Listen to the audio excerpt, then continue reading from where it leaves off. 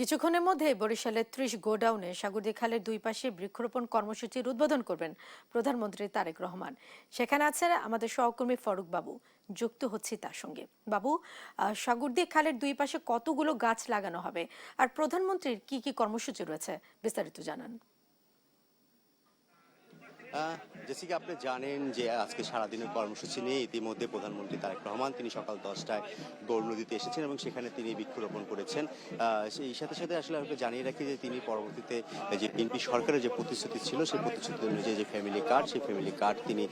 যেসব যারা কার্ড পেয়েছে তাদের যে উপকারভোগীদের তাদের সাথে তিনি কথা বলেছেন এবং তিনি জানিয়েছেন যে আসলে যে সারা আগামী এক বছরের মধ্যে 41 লাখ ফ্যামিলি কার্ড দেওয়া হবে সারা দেশে এবং সেই সাথে তিনি সেই হিসেবটা দিয়েছেন যে তাদের প্রতিটি উপজেলাতে প্রথম পর্যায়ে প্রায় 7,000 করে কার্ড পাবেন। এবং এই সাথে জানিয়ে রাখি যে ইতিমধ্যে প্রধানমন্ত্রী তারেক রহমান তিনি এসেছেন বরিশাল সদরে এখানে সাগরদী যে খাল রয়েছে সেই খালের দুই পারে এখানে প্রায় 350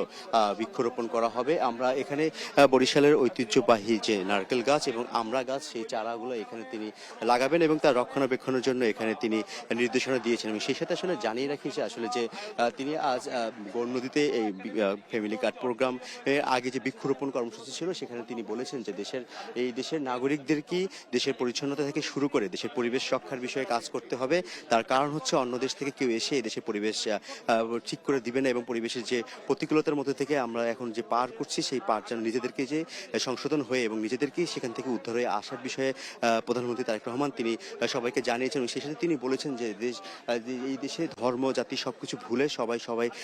ঐক্যবদ্ধ হয়ে সরকার কোনো দল মত নির্বিশেষে কাউকে বিবেচনায় রাখবে না। তিনি সেই কথা জানিয়েছেন এবং সেই সাথে তিনি বলেছেন যে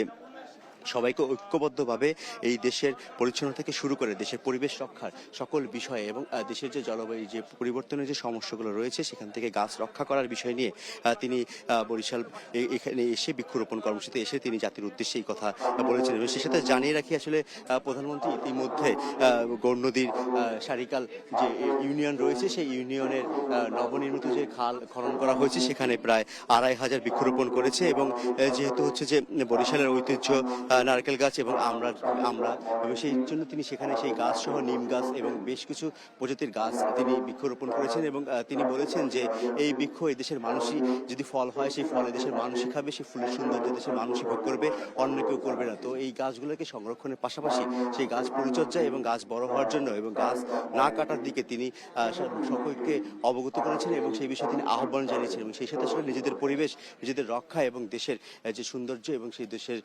সেই পরিচ্ছন্নতার বিষয় নিয়ে তিনি আসলে কথা বলেছেন। জেসিকা, এই ছিল সর্বশেষ তথ্য। আর কিছুক্ষণের মধ্যে তিনি এখানে আসবেন, 350 গাছ রোপণ করবেন সাগরদী খালের দুই পারে।